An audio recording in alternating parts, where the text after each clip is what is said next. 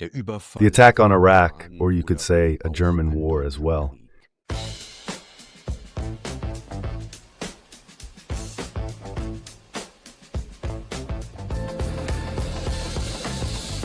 Gegen den Strom. Zur Sache. Erstens, Gruß von der Heimatfront. First, greetings from the home front. The assault by the United States and Israel on Iran on February 28, 2026, is a war of aggression in violation of international law. There's no doubt about that. Even if the propaganda press twists the attack into a so-called preemptive strike, and even if most people choose to believe the ahistorical media fairy tale that it was somehow unavoidable, one of the first targets was a girls' elementary school. The result, 165 dead children, a clear war crime. If the rules of the Nuremberg trials were applied, Donald Trump, Bibi Netanyahu, and their clique would be hanging from the gallows. Das zeigt die Verlogenheit und moralische Verkommenheit. That shows the hypocrisy and moral decay of the so-called Western community of values. If you're looking for examples of this kind of bigotry from Germany's self-proclaimed champions of values, take a look at Kiel. The executive board of Kiel University, the Christian Albrechts University, issued a circular on the 4th anniversary of Russia's invasion of Ukraine. It says, and I quote, "Students of the Christian Albrechts University, joint degree programs are also affected. Students of the Christian Albrechts University still cannot travel to Russia. Business trips to Russia remain prohibited, given the current situation." Reisen nach Russland bleiben angesichts der derzeitigen Situation weiterhin untersagt. Man darf fragen, auf welcher Rechtsgrundlage die One has to ask on what legal basis the University of Kiel intends to forbid students from traveling to Russia, and with what kind of carelessness the university leadership plans to override the freedom of research and teaching guaranteed by Article 5 of the German Constitution. Some might even see that as a form of coercion. I'm curious to see whether, after the illegal attack by the United States and Israel on Iran, the university will also ban students from traveling to those countries or suspend all cooperation with them. I wouldn't hold my breath. This really exposes the hypocrisy of the moral preachers within the ideological machinery of the propaganda war, of which Kiel University is also a part. zu denen die CAU auch gehört. Es zeigt auch, Deutschland ist in beiden Kriegen. It also shows that Germany is already a party to both wars, the one with Russia and the one against Iran. Second point, Germany as a party to war. The Federal Republic, which after the catastrophes triggered by Germany in the 20th century, with nearly 200 million dead, should have every reason to work for peace, is right at the forefront again. That's unconstitutional, because the basic law obliges German politics to serve the cause of peace. But that doesn't stop German intellectuals, or what's left of them, the academics, from acting as warmongers in the propaganda battle. Nicht davon ab, als Kriegstreiber in der Propagandaschlacht zu wirken. Medien, Kirchen, Gewerkschaften, Universitäten. Media, churches, labor unions, and universities are acting like worthy heirs of the Inquisition, just as the University of Kiel demonstrated by terminating my position as a lecturer, a dismissal that the Administrative Court of Schleswig later ruled was clearly unlawful. The Italian philosopher Antonio Gramsci was absolutely right when he pointed out that, in times of crisis, European intellectuals no longer represent the cultural self-awareness or self-criticism of the ruling class. They've once again become its direct agents. On March 1st, 2026, Chancellor Friedrich Merz publicly declared his full political support for a war of aggression that violates international law. In a grotesque reversal of perpetrator and victim, he called on Tehran to end the escalation.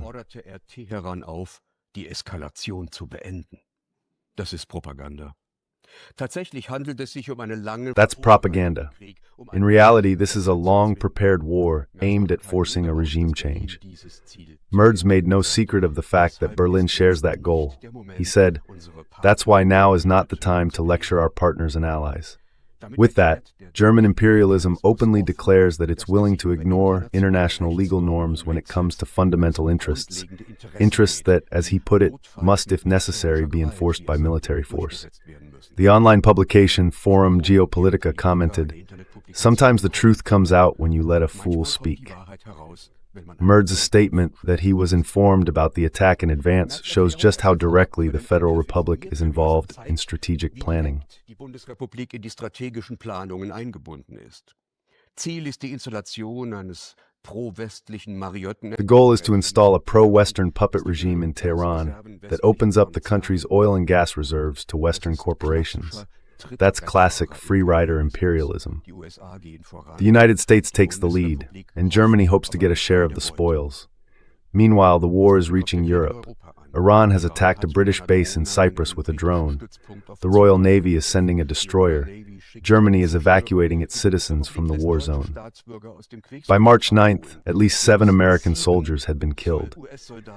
Military analyst Larry Johnson also points to racism. Military analyst Daniel Davis, who served in Iraq and Afghanistan and was honored for his service, believes the actual number of American casualties is significantly higher. Geht davon aus, dass die Zahl der US-Opfer deutlich höher liegt. Bis zum 8. März haben Israelis und Amerikaner. By March 8th, according to the Red Crescent, Israelis and Americans had killed more than 1,330 civilians in Iran. That's more civilian casualties than in an entire year of the war in Ukraine. The number of wounded on the U.S. side is unknown, but it's precisely for situations like this that the U.S. Army built the Weilerbach Medical Center near Ramstein, the largest military hospital outside the United States. For the United States Central Command, which is responsible for the Middle East and therefore for Iran, Germany serves as a key logistical hub. Flight activity from Ramstein Air Base and Spangdahlem Air Base increased sharply during the preparations for the attack. Quote unquote. Die von der Bundeswehr mitgenutzten Stützpunkte in Erbil im Irak und Al-Asqaq in Jordanien wurden angegriffen. Deutschland, Frankreich und Großbritannien haben eine Erklärung veröffentlicht, der zufolge sie die notwendigen Maßnahmen ergreifen, um die eigenen Interessen und die der Verbündeten in der Region zu verteidigen. Zitat: Dies kann potenziell auch, falls notwendig, This could potentially include, if necessary, allowing proportionate military defensive measures to destroy Iran's ability to launch rockets and drones at the source. That's an undisguised threat, only thinly covered up. It's still unclear whether German refueling aircraft might take part in the operations indirectly. All of this has little to do with preserving peace, as the Constitution puts it. At the same time, most of the population continues to drift along in a kind of daze. The refusal to recognize that this country is being drawn ever deeper into America's wars is the strongest weapon of the warmongers. Through simulated democracy and cognitive warfare, meaning an assault on the mind, they've been more successful at numbing the majority than ever before. gelungen, die Mehrheit in einen Betäubungszustand zu versetzen. Muss ich nur die Wahlergebnisse in Baden-Württemberg ansehen. All I have to do is look at the election results in Baden-Württemberg. The mobilization of fear and resentment has led to the destruction of reason and clear thinking. The democratic fighting spirit has been broken. The state of mind could be described as a surrender without a fight. The fact that Germany is seen as an indirect party to the war is being clearly noticed in the global south. This model, after all, was already tested in Ukraine. In Indonesia, for example, the largest Muslim country in the world, German citizens sometimes face open hostility. As Bertolt Brecht put it back in 1933, Germany once again sits soiled among the nations. Third point. Drittens. Ausweitung der Kampfzone. Expansion of the combat zone. A well-known businessman in Dubai reports that events are spiraling out of control. Today, March 3rd, an Amazon data center in Abu Dhabi was hit and several U.S. fighter jets were shot down. The port of Jebel Ali was also struck, with thick clouds of smoke rising. Yesterday, a hotel on the Palm, the Fairmont Hotel, was bombed. Then the sail-shaped Burj Al Arab Hotel and Terminal 3 of the airport, the Emirates Terminal, were attacked by drones. The airport in Abu Dhabi was also hit, as well as U.S. military bases in both Abu Dhabi and Dubai. And what's next? The facts are completely different from the official version. The Iranians have shown, We can strike the tourist and logistical infrastructure, and there's nothing you can do about it. Und ihr könnt nichts dagegen machen. Es kamen dabei hauptsächlich Drohnen zum Einsatz. They mainly use drones in the attack. From my apartment, I have a view over all of Dubai. I assume the Iranians wanted to thin out the interceptors with those first waves, so the defense systems would fire off their missiles before the bigger strikes came. One heavy strike targeted the Jebel Ali port, because that's where a lot of American military equipment is stored. It's the largest port in the Emirates, and it's still burning. What's also interesting is that there was no air raid alarm. Nothing at all. That was really strange. Former CIA analyst Larry Johnson and former weapons inspector Scott Ritter confirmed that the Iranians hit exactly those warehouses in the port where the CIA had stored Starlink equipment.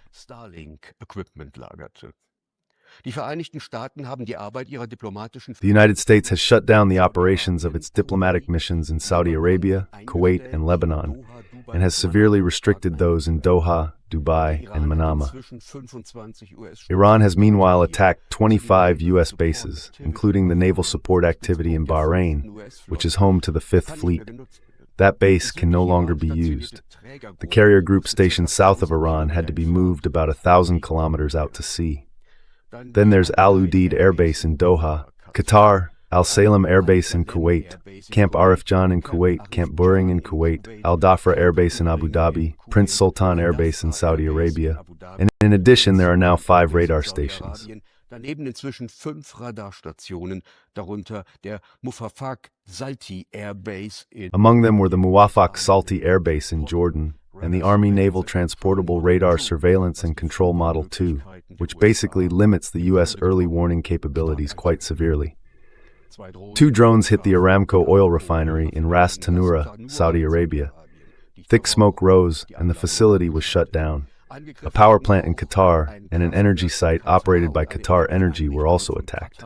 The state-owned company suspended production of materials like polymer, methanol, and aluminum following Iranian missile strikes, after it had already halted liquefied gas production due to earlier attacks on its facilities. In Bahrain traf ein Geschoss eine Hafenanlage. In Bahrain, a projectile hit a port facility. Off the coast of Oman, an oil tanker was attacked. In Israel, among other targets, the port of Haifa was struck. The closure of the Strait of Hormuz is putting both the Gulf states and the West under pressure. Several thousand ships are now backed up in front of the strait. Goldman Sachs and JP Morgan predict that if the situation doesn't change, the price of oil could reach $150 per barrel within 3 weeks. Today, it was around 100. The price of gas has already doubled. Shipping insurance premiums are rising dramatically. BlackRock has frozen payouts from certain funds. Investors aren't getting their money back.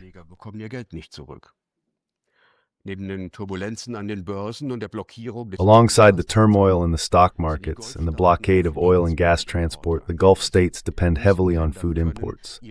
Desert countries simply can't feed their populations any other way. A prolonged blockade would cause serious problems. The Emirates are facing collapse. 17% of their gross national product comes from aviation and 24% from real estate.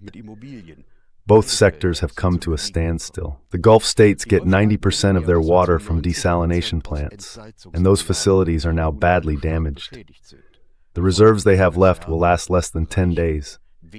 That's why the Gulf states feel betrayed by the United States, because the American bases attract the attacks, and in doing so, destroy their business models. They're now triggering emergency clauses in their investment agreements with the West, halting deliveries and trying to push back the U.S. presence in the Gulf. Israel has imposed a total blackout on information about the damage caused by Iran. But every day, hundreds of rockets and drones are hitting cities like Tel Aviv and Haifa. These waves of attacks are meant to overwhelm the defense systems. The Iron Dome is proving largely ineffective. The real missile strikes, ladies and gentlemen, are still to come. Even now, the losses appear to be greater than expected. People in Israel are growing uneasy. That means Iran's counterattacks are tougher and more precise than what you're reading in the papers. Iran is more resilient than many had assumed. Iran ist widerstandsfähiger als angenommen. Seine Verteidigung ist in der Tiefe gestaffelt und verfügt über Its defense is layered in depth and apparently has massive reserves in the eastern part of the country.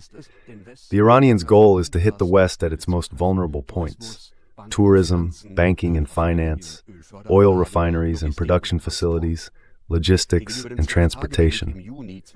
Compared to the 12-day war in June 2025, the attacks now show much greater precision.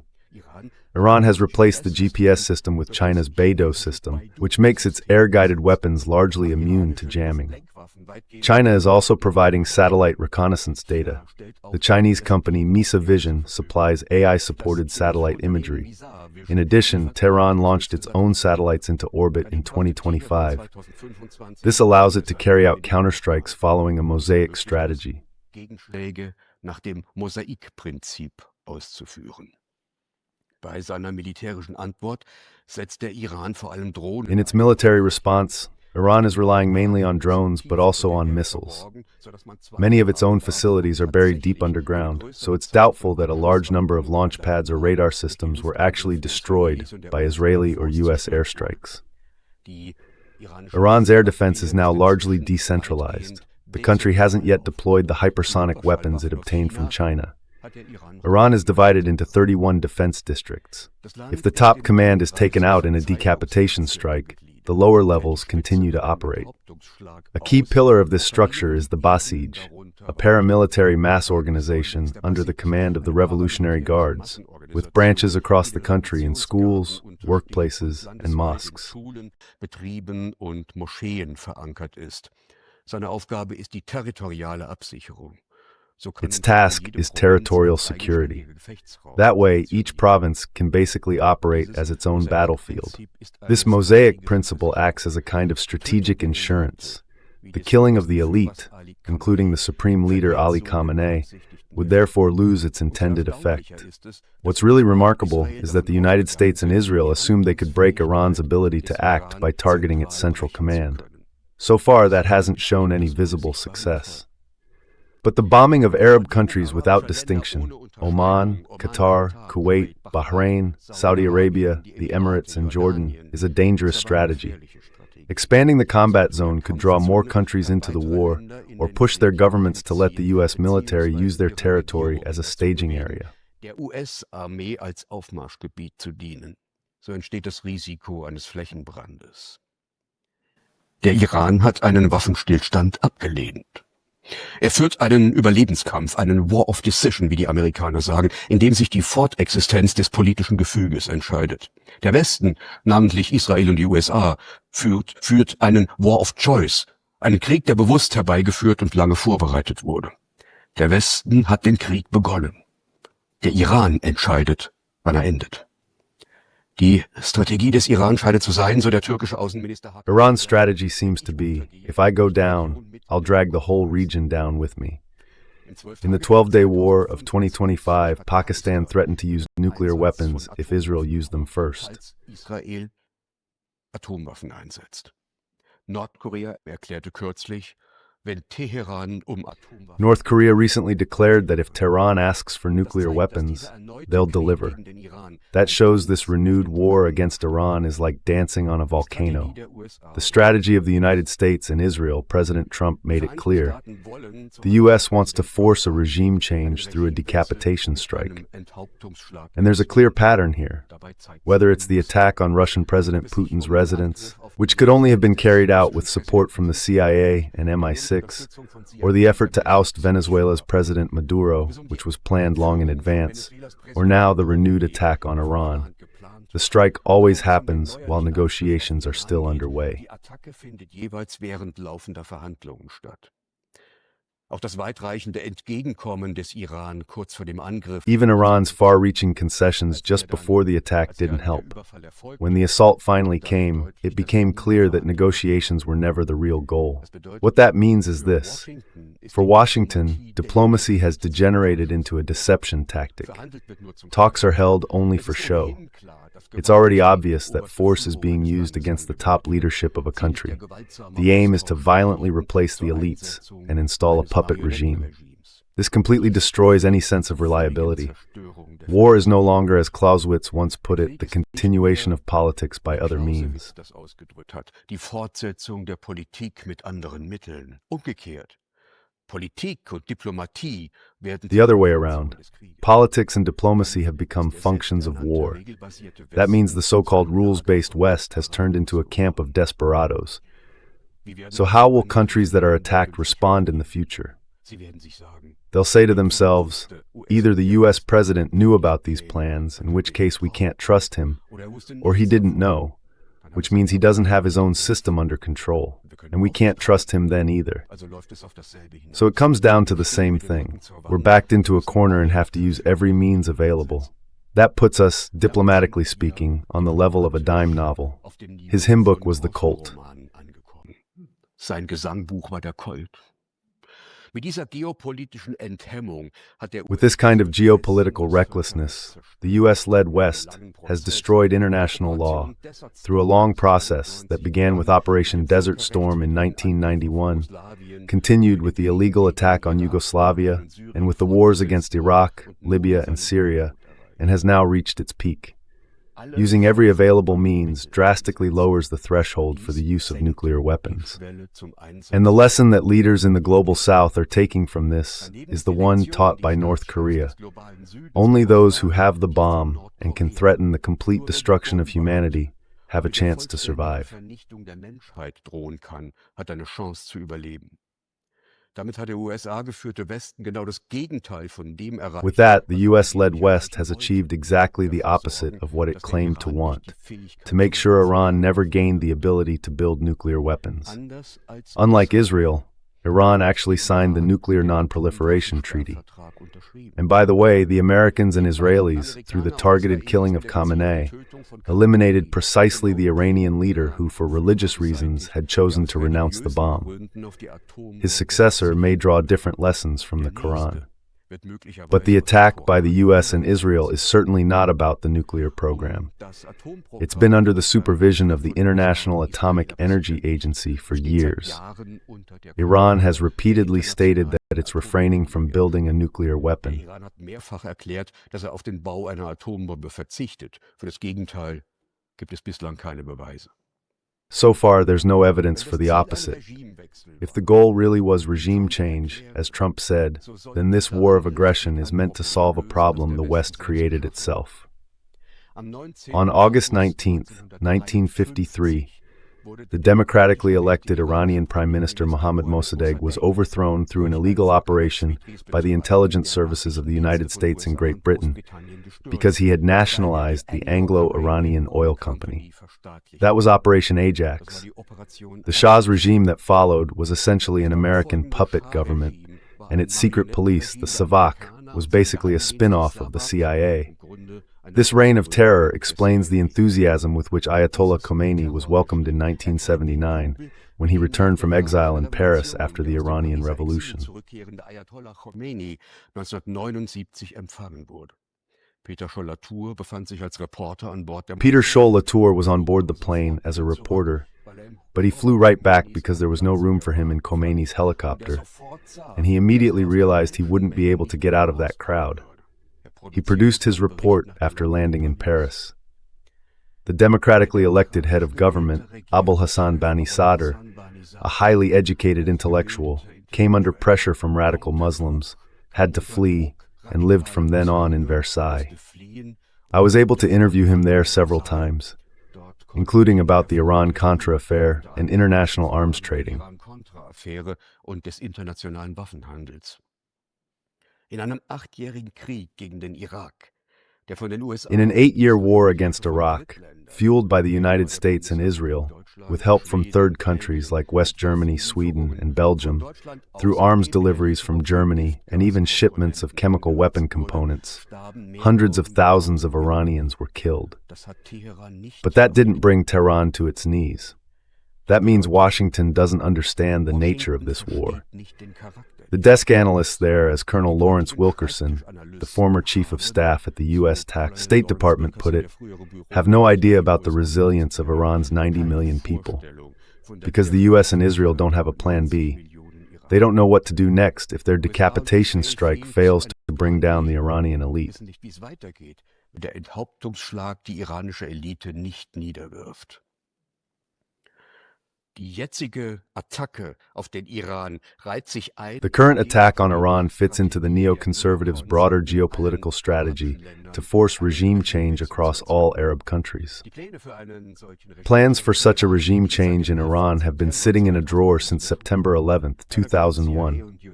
The Pentagon, the CIA, and the U.S. Army have been working on it for years. It was only a matter of timing, as General Wesley Clark made clear back in 2007. So this is a long-term U.S. strategy that doesn't depend on who happens to be president. The list included Afghanistan, Iraq, Syria, Lebanon, Libya, Somalia, Sudan, and finally Iran, the last country that hasn't yet been pushed into chaos. According to the American economist Jeffrey Sachs, this attack follows a strategy that's at least 30 years old. He writes that the United States and Israel are seeking dominance in West Asia. And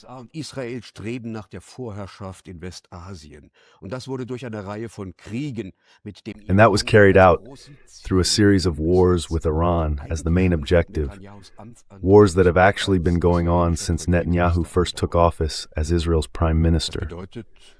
That means it has nothing to do with anti-Semitism when you point out that this is about creating a greater Israel stretching from the Nile to the Euphrates. Just take a look at the shoulder patches of Israeli soldiers. You'll see it there. According to Sachs, the intelligence agencies, the CIA and Mossad, have left a trail of blood across the Middle East. It runs from Libya through Syria and Iraq all the way to Sudan, including the genocide in the Gaza Strip and the West Bank. The claim that Iran wanted to build a nuclear bomb was, for the CIA and MI6, the perfect cover story for the 12-day war last year. The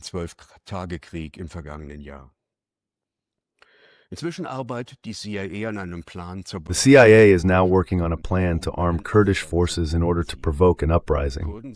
The Kurds are supposed to tie down Iranian troops along the border, making it easier for protests to break out in major cities. That's a sign of weakness. After failing to overthrow the government, the goal now seems to be to drag Iran into a civil war.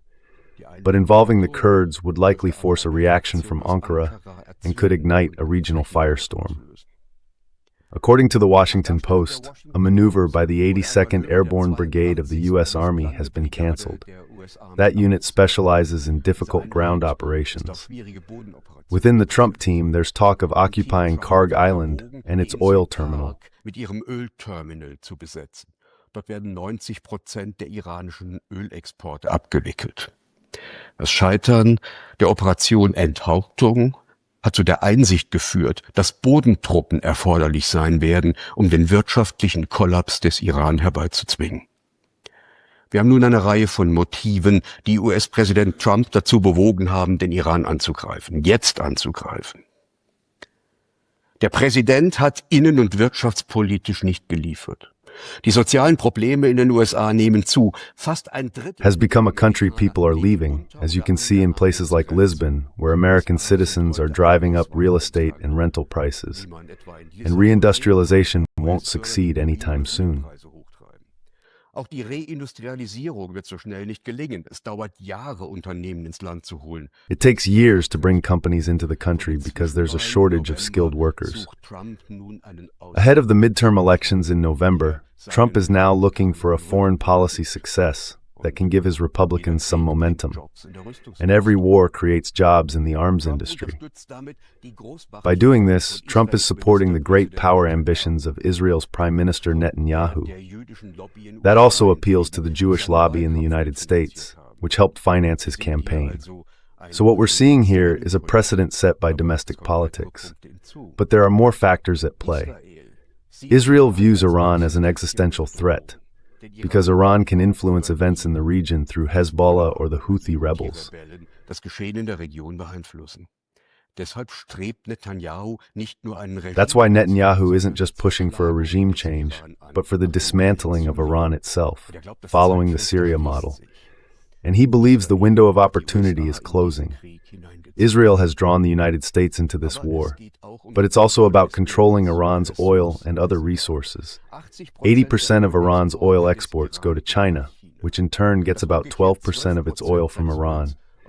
After the blockade of Venezuela, Beijing depends on Iranian oil. Wilbur Ross wants to disrupt those shipments. So this is also about maintaining the dollar's status as the world's leading currency. Because everyone needs dollars, since about 80% of global oil and gas trade is done in dollars. Es geht also darum, die US-Industrie neue Preis. So the goal is to give U.S. industry access to new, low-cost resources, and in doing so, improve the conditions for capital accumulation and the profitability of U.S. financial capital. In contrast, the BRICS countries have started building their own financing systems outside the dollar. So it's also about weakening the BRICS states. Geopolitically, it's about controlling trade routes like the Strait of Hormuz and disrupting BRICS connectivity. The Russian North-South corridor from St. Petersburg to the Persian Gulf, and China's Belt and Road project, which assigns Iran a key connecting role. In other words, planned connectivity is being destroyed through a kind of military freebooting. Mit einem militärischen Freibeutertum zerstört werden. Der Westen erscheint als ein Haufen von Schurken. The West comes across as a bunch of rogue states. But overall, Israel's and the United States' attack isn't just aimed at Iran. It's really about stopping China's rise as America's main rival. In that context, Donald Trump's political actions are by no means random or unpredictable. What we're seeing is a deliberate strategy of controlled chaos, contradictory statements, sudden reversals, clear gaps between words and actions, and threats that sound like something out of a bar fight. The goal is to create uncertainty, to deliberately break international rules, and to build a sphere of lawlessness in order to trigger chaos. Und eine Sphäre der Gesetzlosigkeit zu schaffen, damit Chaos auszulösen. Demgegenüber planen Russland und China ihre Investitionen langfristig. In contrast, Russia and China plan their investments for the long term. Their strategy is meant to be disrupted by a constant creation of chaos and unpredictability. The fact that Trump is throwing the entire region into turmoil isn't a side effect. It's entirely intentional. As Chancellor Friedrich Merz hinted during his visit to Washington, Germany supports this strategy, which violates international law, and would even be willing to send support troops. His criticism of Spain, which refuses to serve as a platform for the U.S. attack on Iran, shows that Merz is ready to sacrifice unity within the European Union for his transatlantic submission. Seiner transatlantischen Unterwerfung zu opfern. Deutschland ist ein sklavischer Germany has become a slavish transmission belt for Washington. Every taxi driver from Sri Lanka understands that, so it shouldn't come as a surprise when Germans are treated accordingly there and elsewhere. The transatlantic corrupted elites in Germany, on the other hand, seem to enjoy their role as local governors. The federal government looks like an occupying power in its own country, acting against the interests of its people. Today, as a German, you have to feel ashamed in the world. Fifth point, the counterstrike. With a decapitation strike, the attackers managed to kill the revolutionary leader and the political and religious head of Iran. But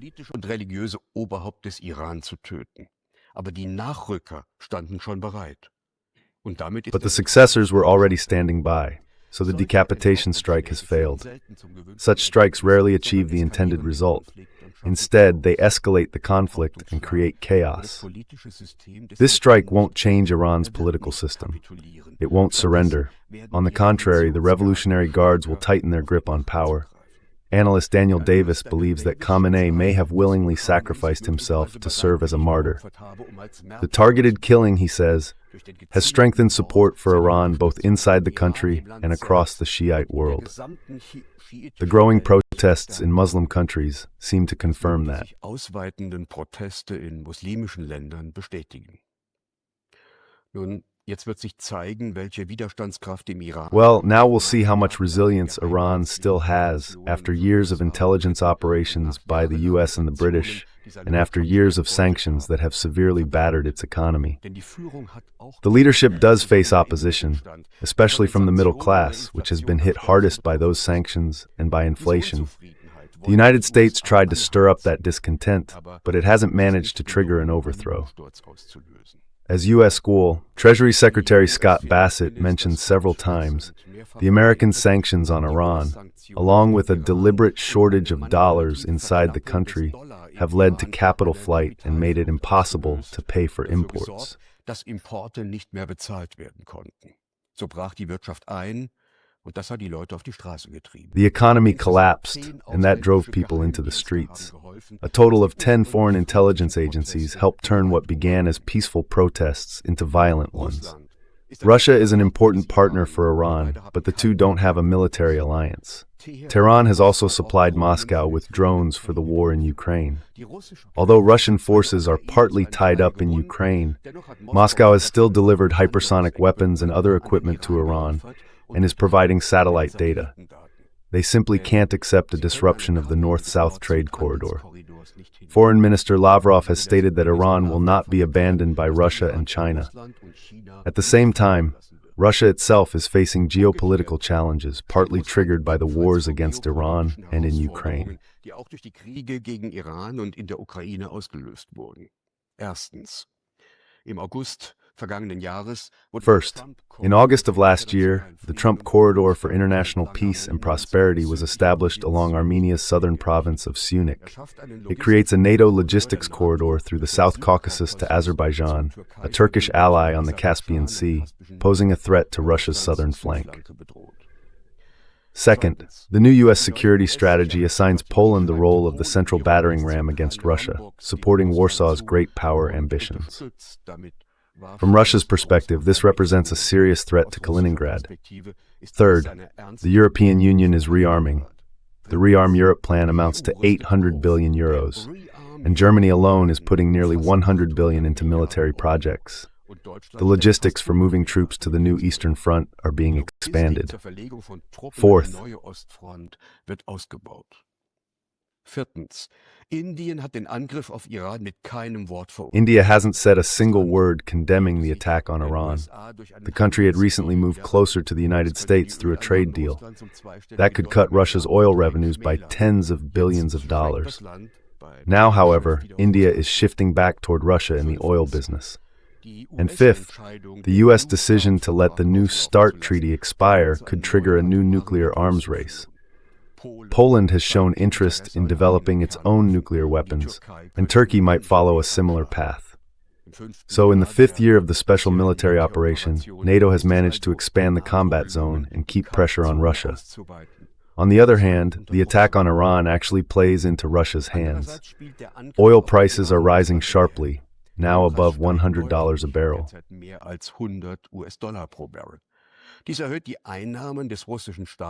This increases the Russian state's revenue and makes it easier to finance the war, but it also gives the Russian economy a boost, since demand for oil is rising. In addition, the new war forces Washington to split its military forces and arms production across several fronts, which reduces the supply going to Ukraine. That gives momentum to those in Russia's collective leadership who are advocating an advance on Odessa. Their thinking is aimed at cutting Ukraine off from the Black Sea and creating a land bridge to Transnistria. But the most important point is the closure of the Strait of Hormuz. That blocks about 20% of the world's oil and gas shipments. As a result, the Gulf states are scaling back energy production because their storage facilities are full.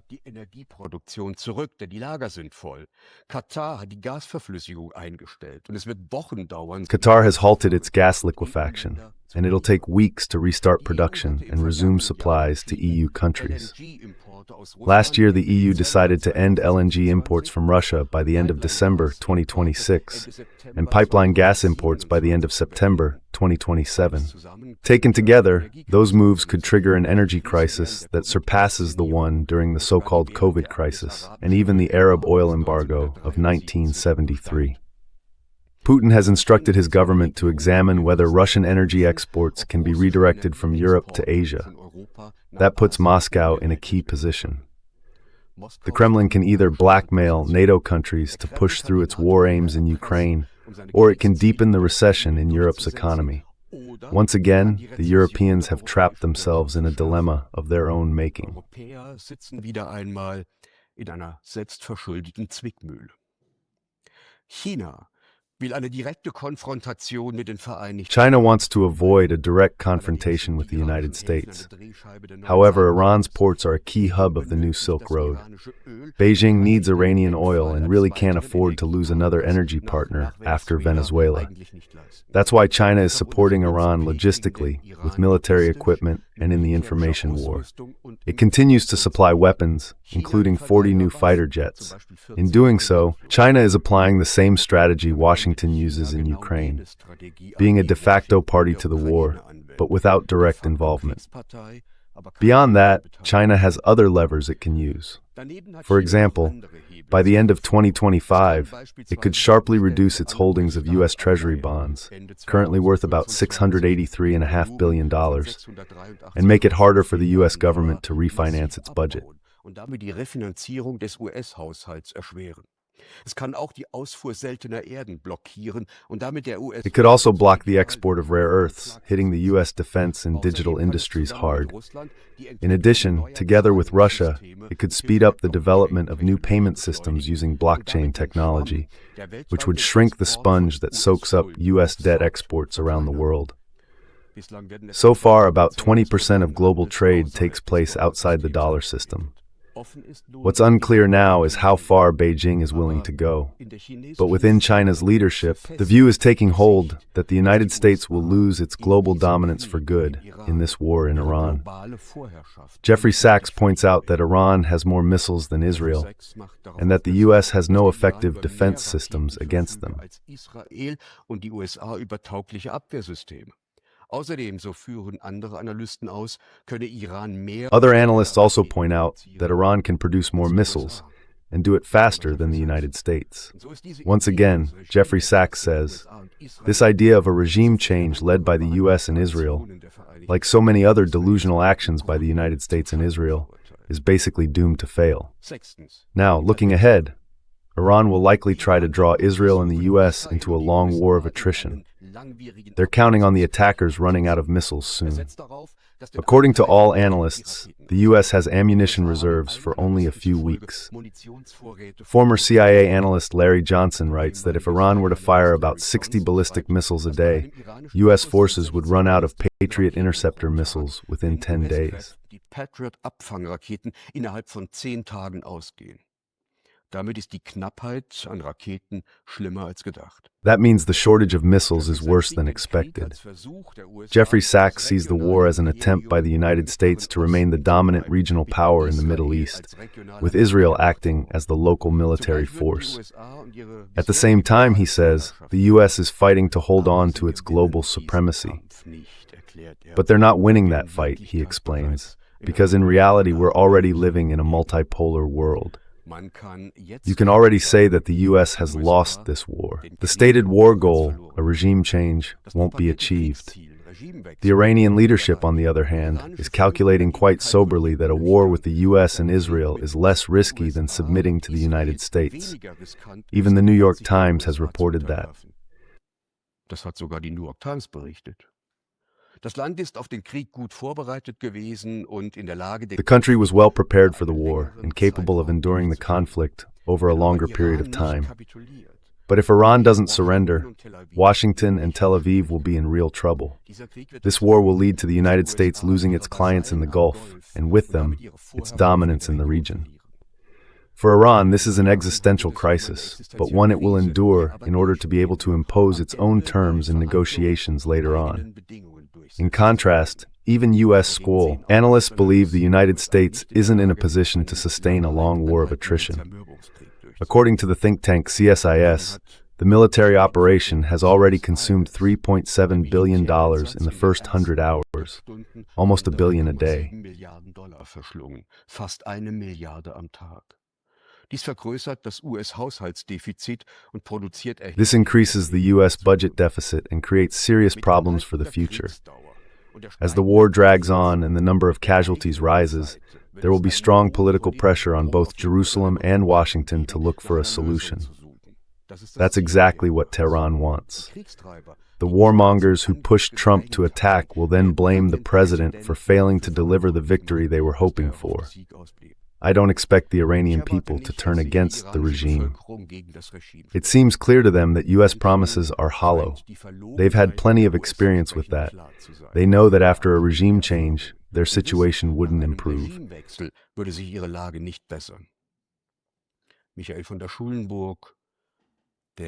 Michael von der Schulenburg, an independent member of the European Parliament representing the BSW, writes that contrary to President Trump's announcements, this conflict is unlikely to end quickly. On the contrary, there are many signs that we're facing a long, extremely bloody, and costly war. A war that the United States and Israel could lose, both militarily and in terms of political and moral standing. The consequences would be extremely dangerous for the entire West. He goes on to say, this war hasn't just destroyed trust in the West's sincerity. It has also wiped out the international law based on the UN Charter, the very law the West itself once created.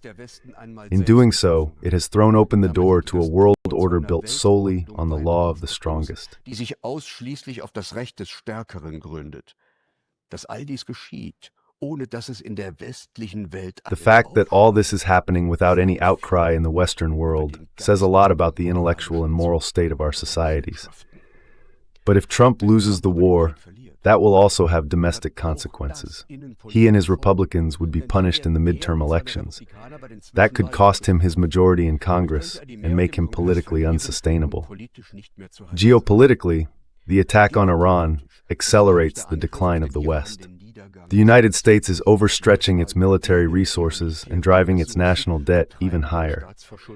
Iran will win this war. That means the United States will be defeated, humiliated, and forced to withdraw from the Middle East. Israel will be left alone among the Arab Gulf states. Wird in den arabischen Golfstaaten allein zurückbleiben. Alle diese geopolitischen Konflikte, all these geopolitical conflicts and flashpoints, Iran, Ukraine, the Caucasus, the Baltic Sea, the Arctic, the Taiwan Strait, are all connected. The United States and its vassals are opening new theaters of war one after another and sabotaging peaceful conflict resolution, just as they did during the negotiations in Istanbul in the spring of 2022. The goal is to expand their own sphere of influence, to consolidate their own claim, and to contain strategic rivals. This happens through the appropriation of extraterritorial resources like oil, gas, and rare earths, and through the control of trade routes, for example in Panama, where BlackRock took a majority stake in the Panama Ports Company last year. At the same time, this strategy is pushing Russia, China, and the BRICS countries closer together in strategic terms.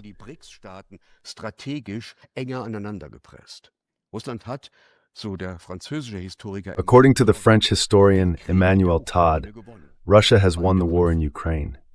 Both conflicts, the one in Ukraine and the war against Iran, are defensive battles in the decline of the West, in the struggle of the unipolar world led by the United States against the rising powers of a multipolar world. Let's hear what Emmanuel Todd has to say. The war in Ukraine, he argues, marks the beginning of a world war. One reason for Russia's victory is that it's receiving support from China and India.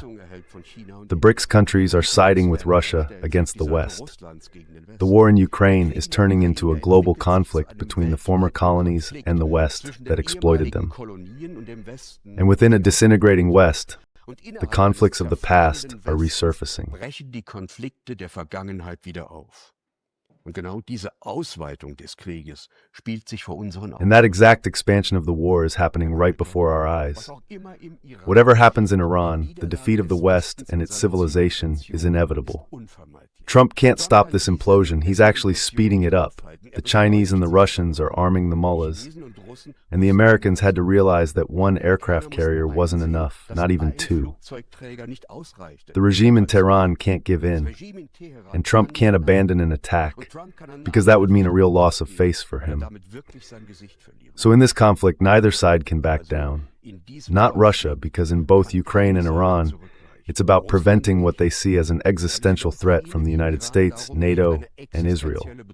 Durch die USA, die NATO und Israel abzuwenden. China nicht, weil davon alle langfristigen Pläne auf Not China, because all of its long-term plans depend on economic prosperity and development. Not Iran either, because another phase as a U.S. colony would mean the end of today's ruling elite. The West can't back down either, neither in the Middle East nor in Ukraine, because a Western defeat would also mean the end of the neoliberal world order. But if the conflict drags on, if the Strait of Hormuz stays closed, if things spiral out of control, then the global economy, already teetering on the edge, will collapse. So what we're seeing is a struggle of historic proportions, rooted in the West's inability to respond to the tectonic shifts in the global economy with anything other than military means. He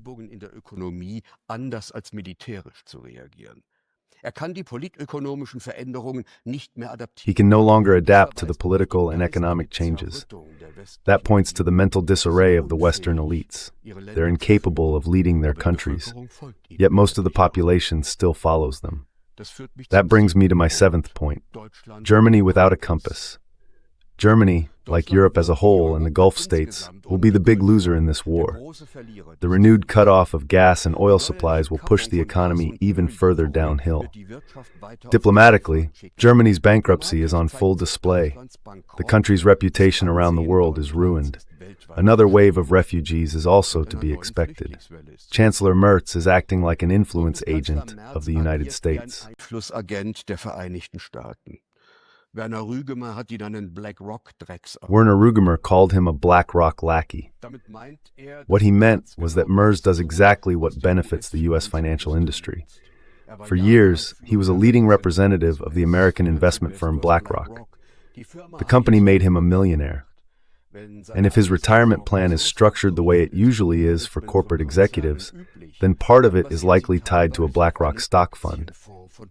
That fund goes up in value when BlackRock makes big profits. So it's easy to see how someone might start believing that what's good for BlackRock and for the United States must also be good for him, and therefore good for Germany. In a way, his visit to Washington reflects exactly that.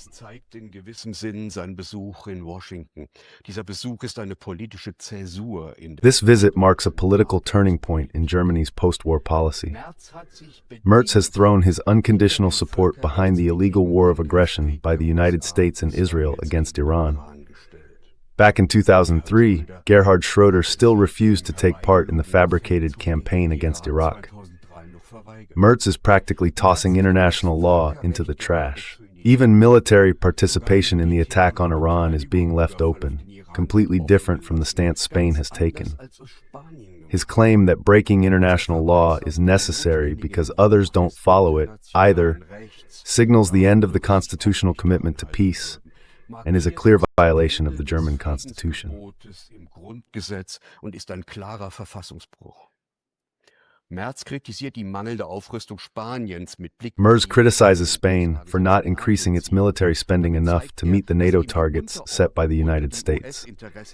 That shows he cares more about aligning with U.S. interests than about maintaining unity within the European Union. With that, Merz has made it clear that the EU is nothing more than a transmission belt for Washington. Germany, he says, is an unconditional vassal that denies its own interests and is willing to sacrifice the EU. In the case of Ukraine, he boasts that he told the U.S. president what could not be accepted in a peace agreement. His exact words were, "The front line that Ukraine is holding now must remain." That makes it clear there are to be no negotiations to end the war.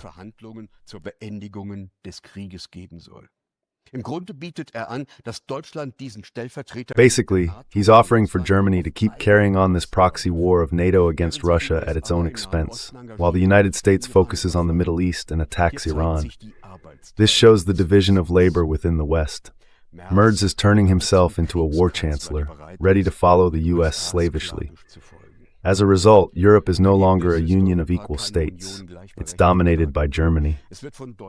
Friedrich Merz is pushing the United States to step back into the war against Russia more forcefully. He's fueling the Germans' Russophobia. He's creating a perverse mix of Russophobia and the economic crisis caused by the war.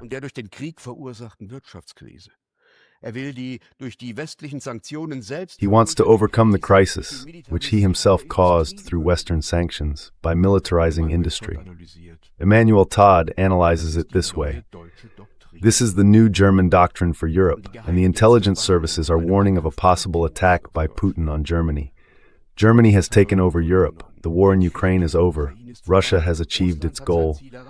In this world without a Russian threat, nations are now returning. Germany is once again becoming a dominant and self-confident power with the strongest army on the continent. The collapse of the West goes hand in hand with a return to brutality and hierarchy.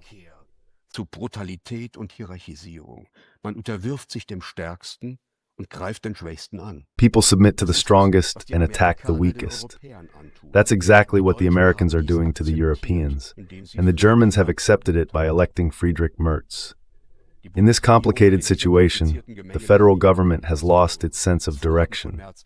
Merz's plan to make Germany the strongest military power in Europe is bound to stir bitter memories among all neighboring countries. As a result, they'll try to contain Germany and build a common front against Berlin. The idea of expanding arms production to save jobs lost through sanctions and deindustrialization looks like an attempt to buy time and push the real scale of the problems past the next election day.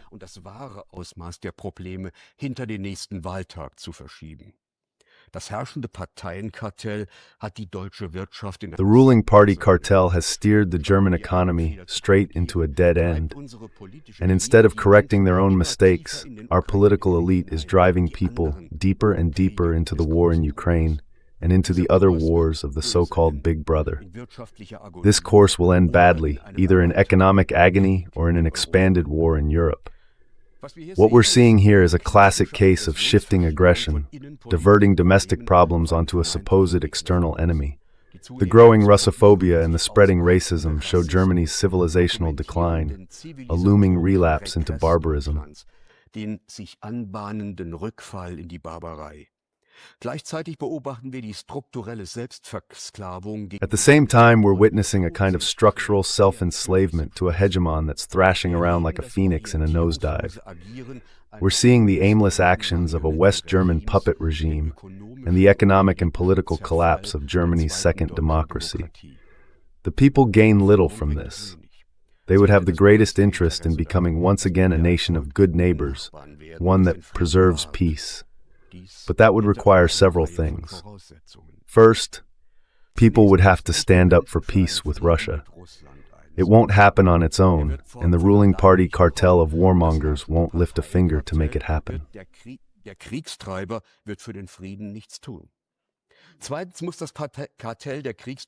Second, the cartel of warmongers must be completely voted out.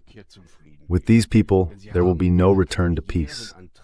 They've tied their careers to transatlantic organizations like the German Marshall Fund, the Young Global Leaders, or the Atlantic Bridge, and for the most part, they act as agents of U.S. influence, working against the interests of the people in Germany. Third, the stationing agreements with the United States must be terminated. Germany is, after all, a hub for the war of aggression against Iran. We should take Spain as an example here, instead of stabbing Madrid in the back. NATO has now become the most dangerous military alliance in the world.